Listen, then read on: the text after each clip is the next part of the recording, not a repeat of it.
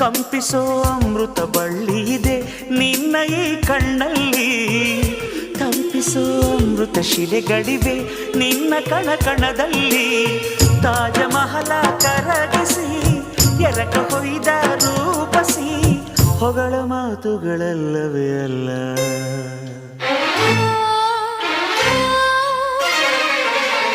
ನಿನ್ನ ವಿನಃ ಏನಿಲ್ಲ, ಪುನಃ ಪುನಃ ಕೇಳಿದ